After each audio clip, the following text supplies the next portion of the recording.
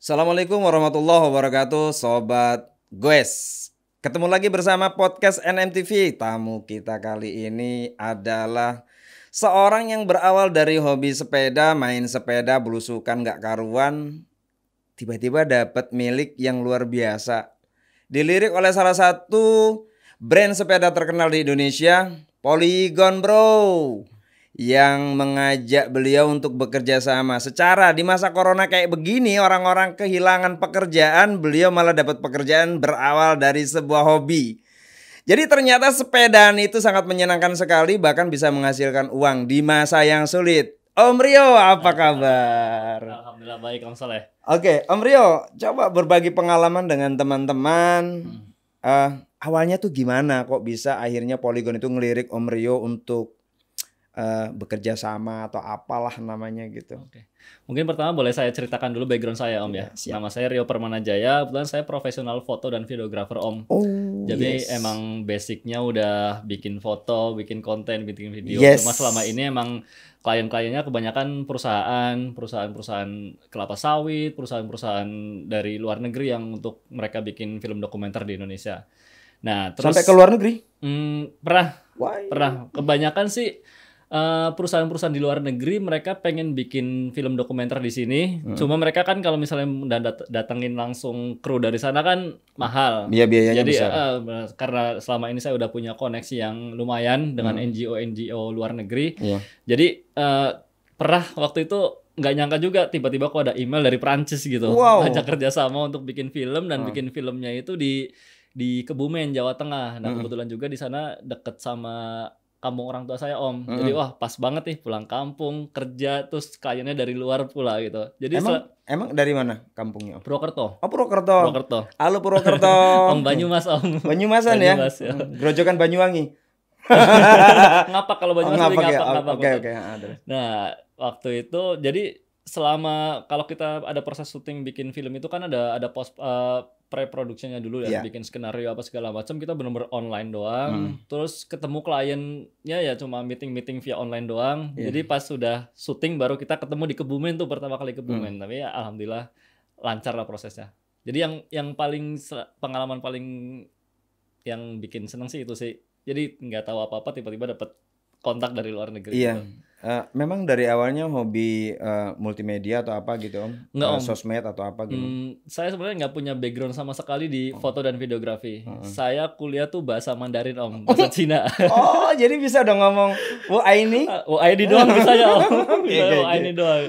Nah, kuliah bahasa Cina, lulus saya kuliah di Purwokerto, lulus ke Jakarta, kerja di bank BUMN. Oke.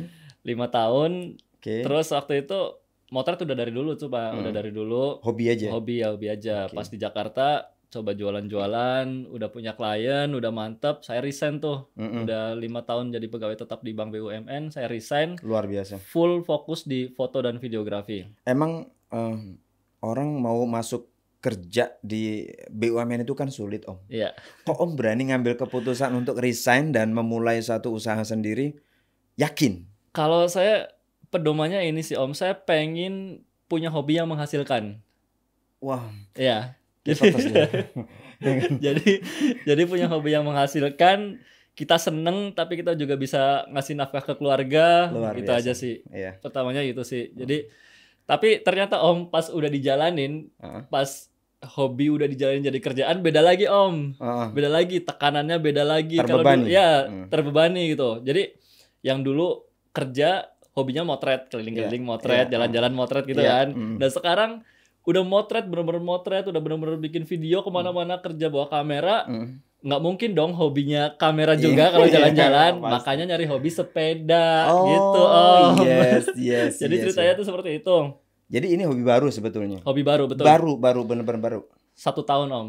Sama dong dengan saya. Iya. Kurang lebih 1 tahun. Ya biasa kalau baru mulai sepedaan kan belinya sepeda komplek, Om. Apa tuh sepeda komplek? Eksotik, Premier. Premier 4. Jadi mungkin kayak teman-teman yang lain yang sekarang sepedaannya udah mainnya loncat-loncatan, mungkin semuanya bisa mungkin berawal juga dari kayak gitu, Om. Iya, seiring waktu ya, harus upgrade ya. Jadi pikirannya sih waktu itu untuk nyari waktu kosong lah, untuk olahraga juga kan yang namanya bikin film keluar kota kayak itu tuh hampir makan waktu seminggu penuh kadang-kadang Om, jarang ketemu sama keluarga kayak gitu. Jadi pas lagi di rumah pengennya sih sepedaan sama istri, sepedaan sama anak-anak itu aja sih. Ya Goes family ya. Iya betul. Untuk quality time sama mereka. Nah, belilah Premiere 4 tuh. Ya cuma sepedaan di komplek. Terus ketemu temen yang videografer juga. Dia udah sepedaan lebih dulu tuh. Dia sering main XC. Jadi udah sering ke bike park lah. Terus sering ke luar kota yang goes ya gitu. Udah diajakin tuh, yuk coba kita main ke Cihuni gitu. Cihuni betul. Cihuni Hill waktu itu masih belum ada Bukit Batu ya Om. Belum. Ke Cihuni, udah main di sana. Terus karena udah mulai main sepeda kan juga lihat-lihat YouTube. YouTube, ini track di mana sih, track apa sih? Nemulah YouTube-nya Om Ageng lah di situ. Halo Mas Ageng. Ternyata Om Ageng. Banyak yang terinspirasi dari Om Ageng ternyata. Luar biasa Mas Ageng. Ya, kan? Nemu YouTube-nya Om Ageng. Waktu itu dia kalau nggak salah bikin tutorial drop di Cihuni. Di Cihuni kan ada double drop tuh. Memikir, gue bisa lah inilah, gue bisa. Kesana lah. Ngeliat YouTube kan gampang banget. Iya, gampang banget kan, gak kelihatan. Pas sudah di sana Om, jiper. Aduh, gak berani. Terus udah mau pulang tuh sama temen tuh. Pokoknya udah muter tapi nggak lewat yang drop-dropan itu. Udah mau pulang. Nih kalau gue pulang nggak drop ini, gue nggak bakal mau kesini lagi nih. Kayak gitu, pikirnya kayak gitu. Udah, temen udah lagi pulang. Gue mau coba. Jadi, udah dong Om, teriaknya saya bener-bener teriak. Tapi dapat. Alhamdulillah. Dapat makanya udah bisa loncat tuh bener-bener kayak perasaannya gimana sih Om? Pertama kali loncat kan adrenalin lepas tuh. Udah lama banget nggak pernah ngerasain kayak gitu kan. Dari kecil kan ya. Mungkin kecil dulu udah sering main-main yang sering bahaya kayak itu nih. Udah dewasa kan udah nggak pernah kayak gitu lagi kan. Udah punya istri. Saat itu nggak kepikiran. Iya, jadi waktu itu bener-bener lepas banget tuh pas bisa kali loncat, dan kebetulan sama temen di videoin tuh Om. Dan pakai Premiere. Pakai Premiere suaranya tuh kalau pas lagi landing tuh prak. Ya, terus di videoin tuh, jadi kan punya stok video. Terus selang beberapa waktu Rodaling ngadain giveaway Om. Jadi Rodaling yang di BSD ya? Rodaling Indonesia Om. Rodaling Indonesia. Jadi waktu itu Rodaling kan pegang produk Shimano juga ya. Iya betul. Nah waktu itu ada launching produk baru Shimano Deore XT yang 12 speed Om. Iya. Baru itu 2019 benar. Baru 2019 betul.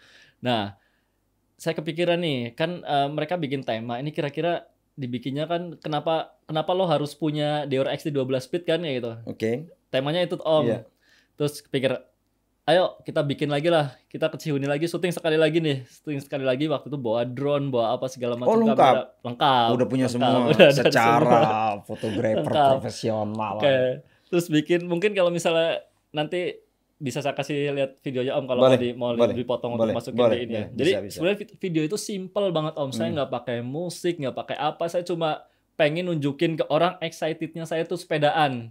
Saya tulis juga captionnya lengkap dengan apa yang saya rasain kayak gitu. Dan alhamdulillah menang. Video durasi 1 menit, cuma muterin Cihuni, loncat-loncat, ngerasain kegembiraan saya. Dan footage yang pertama kali saya loncat kan ada suaranya tuh Om, saya ketawa. Itu saya masukin di akhir Om. Di akhir untuk tagline. Di akhirnya bener-bener. Jadi mungkin sih kalau saya rasa yang nonton sih ngerasain banget perasaan saya gitu. Makanya saya dipilih menang. Alhamdulillah menang. Dapat full group set hampir ada 12 atau 13 item. Mungkin kalau dihargain sekitar 10 apa 11 jutaan 11 jutaan ya. 11 jutaan. Mikir lagi Om. Ini punya group set 11 juta, masa iya mau dipasang di Premiere harga 3 juta?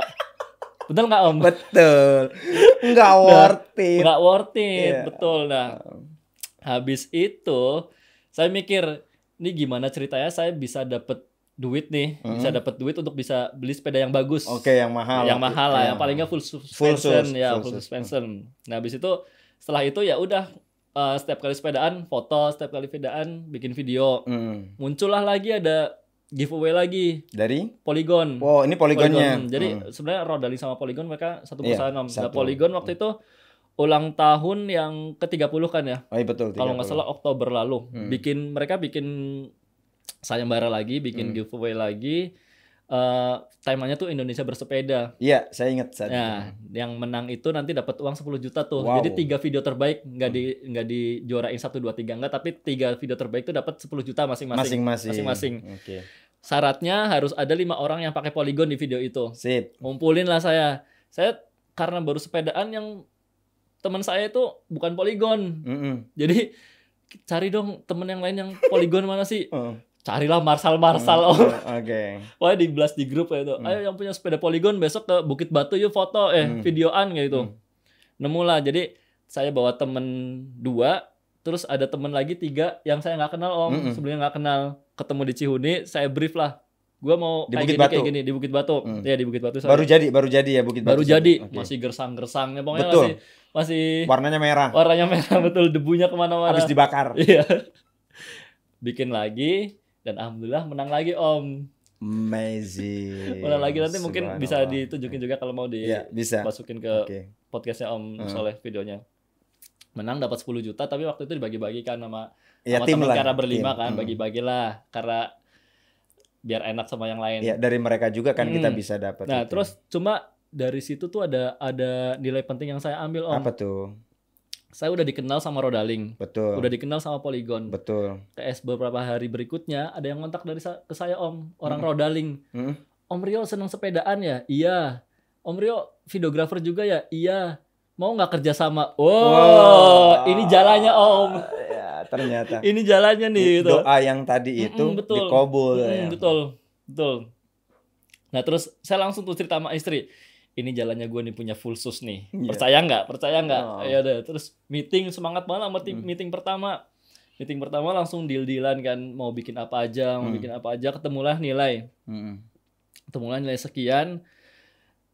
Kalau nilai itu saya ambil semuanya cash Om, saya mau keluarin untuk bayar beli sepeda kayaknya sayang Om. Iya betul. Ya kan? Betul, ya pasti. Kan? Sayang kan? Pasti milihnya untuk yang lain dulu lah, secara keluarga apa segala. Jadi saya mikir kayak gini nih.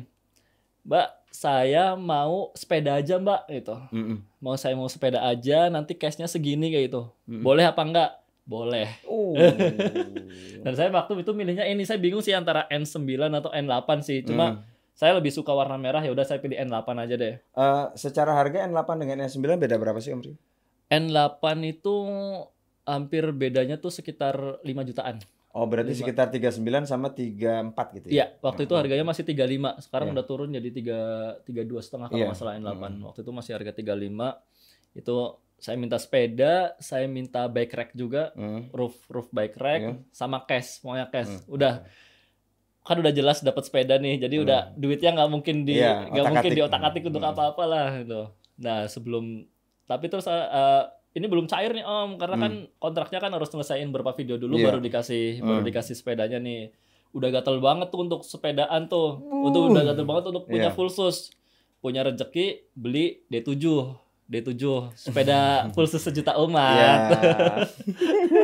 Di kontennya Mas Ageng tuh. Sepeda full sus 1 juta umat. Ya itu mulai deh buat latihan-latihan loncat, latihan-latihan apa gitu. Itu sih. D7 udah lumayan.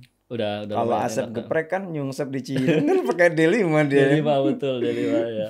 Super jadi Asep geprek. Jadi saya sih pedomannya gini, saya pengen kerjaan yang saya senengin, yang menghasilkan uang dari hobi. Cuma ya itu hobi udah jadi kerjaan, beda lagi nyari hobi yang lain. Dan nyari hobi yang lain jadi duit lagi. Itu saya pengennya itu. Sampai sekarang masih saya harapannya sih yang sekarang saya pengen itu pengen bikin film yang benar-benar film dokumenter ngangkat MTB di Indonesia gitu. Jadi waktu itu saya udah bikin Indonesia bersepeda itu kayak versi kecilnya saya dan teman-teman. Ya ini kita mau bikin yang saya pengen versi besarnya yang mungkin nanti atlet-atlet yang udah sering menang di kejuaraan nasional atau yang internasional, saya pengen wawancarain mereka, bikin dokumenter, bikin yang. Soalnya kalau saya lihat di Indonesia tuh belum ada film MTB tuh yang menggugah gitu yang bisa menggugah orang, bikin semangat ya itu. Kalau tapi tanpa film itu ternyata orang Indonesia sekarang tergugah Om. Iya, udah ramai ya. Gara-gara corona. Gara-gara corona udah semuanya udah sepeda. Mudah-mudahan nggak semusim sih ya. Jadi kan yang saya tangkap dari Om Rio nih Lur, jadi ada semacam niat ingin membuat satu film dokumenter yang isinya itu adalah mereka-mereka yang sudah profesional di bidangnya dan pernah menjuarai beberapa event, sehingga itu akan bisa memberikan daya tarik dan motivasi yang lebih bagi yang sudah sering main di bike park. Dia akan lebih bersemangat, dan tentunya nanti akan ada edukasi bagi yang baru-baru pengen main di bike park itu harus gimana, awal-awalnya gimana, terus perlengkapan safety gear-nya harus gimana, seperti itu mungkin Om Rio ya. Jadi itu luar biasa banget. Kita doakan semoga Om Rio niatnya ini terlaksana dan bisa menghasilkan uang lagi. Amin, amin. Ya, jadi hobinya itu sepedaan itu hobi. Bukan. Video itu hobi. Kamera hobi. Kamera hobi. Udah jadi duit. Jadi gini. Kerjaannya sepedaan, hobinya nyari duit. Ya begitu ya. Oke. Ya terus gini Om Rio. Ini kan Om Rio sudah dapetin semua nih dari yang Om Rio tadi cerita itu, pengen ini pengen itu udah. Nah, kapan ingin merealisasikan niat untuk bikin film itu Om? Mungkin nanti kita bisa juga bantu, mungkin dari sisi apa gitu. Kira-kira kapan Om Rio mau? Mungkin kalau bike park udah dibuka lagi, seluruh bike park di Indonesia udah dibuka lagi, kejuaraan udah mulai diadakan lagi, itu sih. Sama kalau misalnya bantuan sih, saya pengennya sih ada akses ke sana sih, akses ke atletnya, akses ke kejuaraannya kayak gitu sih. Bisa Om, karena gini sebetulnya tahun 2020 ini kita dari NMTV Racing Team, kita ada tim juga gitu. Targetnya memang ikut semua event balap lokal tapi ya. Sampai nanti finish di Bali biasanya di akhir Endurox loh. Ya Endurox. Endurox dan Enduro itu kan ada. Karena di pertengahan Maret itu ada kendala corona. Kita hanya sempat ikut itu kan 1 kali dan itu di Jogja. Putaran pertama. Iya, putaran pertama dan alhamdulillah waktu itu atlet-atlet yang kita turunkan dari 4 orang semuanya dapat podium. Bahkan ada yang podium 1. Hanya 1 yang gagal karena trouble di sepeda. Artinya di situ ya mungkin NMTV bisa bantu untuk bagaimana wawancara dengan mereka. Dan relasi-relasi insya Allah banyak Om. Kalau untuk yang lokal-lokal ya. Kalau memang istilahnya dari yang mancanegara, itu biasanya di Bali pas penutupan event balap itu. Ya, banyak yang ikut. Jadi momentum itu mungkin kita sekalian liburan ke sana, kita bisa wawancara mereka. Dan jadilah film dokumenter itu yang Om harapkan. Paling pengen emang di Bali sih Om. Soalnya kemarin pas ngerjain videonya untuk Rodaling itu ada syuting di sana juga sama atlet juga. Siapa Om boleh tahu? Kusmawati ya. Dia tahu si Kusmawati. Atletnya Polygon juga.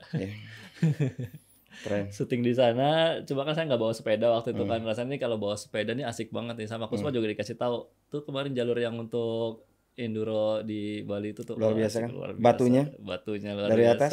Iya ya. Jadi kalau cerita teman-teman tuh kalau lagi balap di sana mas semuanya dibungkus. Karena batunya bergerak semua. Frame kita ya pasti bocal-bacal gitu loh. Ya kalau kita disponsorin dan udah pakai aja ya no problem. Tapi kalau sepeda sendiri nggak ada yang sponsorin pasti kita pikir Betul. Jadi mimpi besarnya sih di Indonesia jadi punya kayak kultur MTB gitu loh Om. Jadi mungkin kedepannya pengen pemerintah juga melek. Jadi mereka bisa kembangin atau bikin bike park yang kelas dunia. Jadi betul-betul difasilitasi gitu. Jadi nggak hanya dari warga lokal, misalkan kayak di Pinang ya. Kayak di Pinang itu kan perhutani. Perhutani dengan warga sekitar yang memberdayakan tempat itu. Tapi kan kalau tidak ada perhatian dari pemerintah, baik daerah maupun pusat, ya pasti perawatan kan membutuhkan biaya. Sementara kan yang main nggak semuanya punya duit untuk bisa bayar gitu. Betul. Lebih kepada kerelaan gitu. Jadi ya betul apa yang disampaikan Om Rio, kita harap dari pemerintah daerah atau pemerintah pusat bisa memberikan perhatian khusus kepada para penghobi ya kan olahraga sepeda MTB karena itu potensial banget. Kalau ini tidak difasilitasi nanti ujung-ujungnya mainannya di jalanan ya kan dan itu bisa mengganggu kepentingan umum. Beda dengan bike to work ya. Sobat NMTV, di sini kita kan lagi ada tamu yang profesional di bidang fotografi. Nah kita nih biasanya kalau datang ke bike park, goes, uh, isinya itu kadang cuma buat update status. Jadi kaitannya itu moto gitu loh. Jadi Om Rio, tolonglah bagi ke kami itu saran atau ilmu yang bermanfaat untuk bagaimana sih caranya dapet foto yang bagus gitu loh Om Rio. Mungkin nggak mesti harus dengan kamera yang bagus, mungkin cukup dengan handphone, bahkan standar handphone yang nggak mahal gitu. Coba Om Rio bagi-bagi ilmunya. Kalau buat teman-teman yang goes yang pengen dapat foto bagus pas goes nih, kalau emang motretnya pakai handphone sih, saran saya pertimbangan pertama tuh harus cari lighting yang bagus Om. Oke. Jadi kalau misalnya kita lagi main di gunung gelap banget kayak gitu, fotonya pakai handphone pastinya akan kurang bagus kualitas gambarnya lah. Apalagi tapi mungkin kalau handphonenya yang mahal sih bisa ngejar di situ. Tapi kalau misalnya kita handphone biasa untuk di gelap-gelap sih agak kurang. Jadi pertama tuh cari posisi kondisi cahaya yang bagus dulu. Oke, pertama cahaya nih. Cahaya dulu. Catet lor. Pertama cahaya. Terus kalau motret siang bolong panas banget jam 12 itu juga pasti akan kurang bagus gambarnya. Terlalu panas, terlalu harsh, terlalu keras cahayanya tuh kurang bagus. Jadi biasanya kalau foto tuh antara jam 6 sampai jam 9 kalau pagi. Jadi kita pas lah sepedaan kan jam segitu kan. Time. Catat. Makanya saya selalu kalau foto pasti di jam itu tuh. Sampai jam 10 nggak masalah lah kadang-kadang. Masih sinarnya dari samping. Terus jangan membelakangi cahaya. Backlight kan. Dan untuk dapat foto yang bagus selain cahaya juga kita harus perhatiin komposisi Om. Komposisi tuh jadi enaknya suatu foto dilihat atau enggak tuh tergantung komposisinya. Jadi nanti kalau misalnya kita bahas lebih jauh sih itu akan teknis banget lah ya. Saya potong dikit Om ya. Kemarin Om kan ada main di Bukit Batu.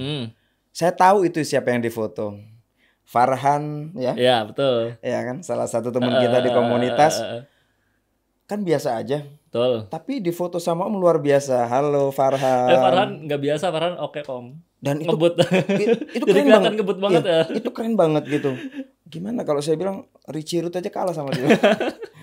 Ya, itu hasil dari foto yang bagus. Nah, ya, komposisi sih. Jadi kita tempatin subjek foto itu. Kalau untuk Instagram kan saya sih lebih suka nguploadnya tuh kalau nggak square ya 4x5. Kalau square kan 1x1 tuh, 1x1 kotak. Kalau 4x5 tuh kotak agak tinggi sedikit kayak gitu. Saya sih lebih suka, saya saranin kalau di Instagram tuh uploadnya segitu. 4x5 atau 1x1. Tuh, Lor, catat 4x5 atau 1x1. Abis ini gue langsung praktek.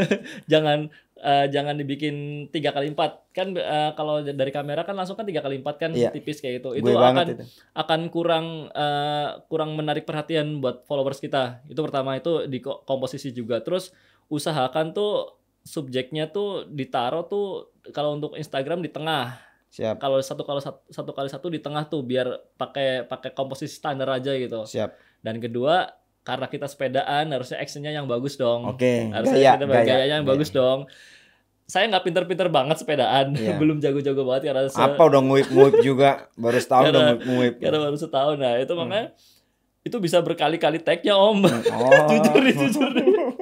Bisa berkali-kali tag-nya di foto, belum bagus. Tapi ada bagusnya juga sih, jadi kita kan latihan tuh. Jadi Om, mau tanya nih. Kan kalau Om Rio moto orang, ya wajar. Om Rio memang fotografi. Tapi kalau Om Rio lagi sepedahan, terus dapat foto bagus, pertanyaan saya, siapa yang moto itu? Anak? Berapa tahun umurnya Om? 9 tahun. Dengan hasil yang ada di Instagram itu? Kebanyakan di Instagram saya setelah teman saya udah nggak pernah gue lagi sama saya yang fotografer itu, saya ajak anak untuk motret. Atau kalau pas lagi nggak sama anak, saya suruh temen yang lagi saya ajak motret kayak si Farhan tuh. Si Farhan nggak pernah megang kamera. Saya kasih tahu, ntar motretnya kayak gini. Jadi udah saya setting dulu kameranya, motretnya kayak gini. Dapat hasil bagus juga Om. Jadi nanti pokoknya kalau kita bareng, kita bisa belajar lah. Ajak saya dong. Siap. Nanti gue pengen belajar Lor. Jadi ntar kalau ketemu gue nih di bike park, lo pada minta foto, ntar gue fotoin jadi bagus. Oke. Betul. Pesan-pesan buat penonton yang menonton channel ini, Om Rio, khususnya untuk para penghobi sepeda yang baru-baru ini banyak banget Om. Ya. Dan sayangnya banyak di antara mereka yang tidak melengkapi standar aparel safety gear-nya itu. Betul. Om Rio boleh sampaikan? Ya, itu sih buat yang mulai sepedaan, saran saya sih yang paling penting sebenarnya faktor keselamatan dulu. Ya. Karena sepedaan, walaupun kita sepedaan di aspal lah, di jalan umum, atau kita masuk ke bike park, kalau kita nggak pakai perlengkapan safety yang standar, katakanlah helm sama sarung tangan deh, itu aja dulu deh yang dilengkapi. Ntar kalau udah mainnya agak brutal dikit, tambah lagi deh knee pad, elbow pad, segala macam kayak sepatu. gitu. Itu sih. Karena tadi saya keluar banyak banget yang sepedaan Om di jalan raya, banyak banget. Itu nggak ada yang pakai helm, sayang banget itu. Miris ya. Miris betul. Saya pernah jatuh di aspal. Jadi gua pernah Lur jatuh di aspal dan itu luar biasa sakitnya. Ya kan? Lebih sakit daripada diputusin sama cewek Lur. Abis muka bungsrut, tapi kepala kita karena saat itu gua pakai helm, alhamdulillah terlindungi. Dan helmnya tuh yang waduh, itu helm aja kan keras ya. Itu baret-baret nggak karuan, aspal tahu sendiri kan.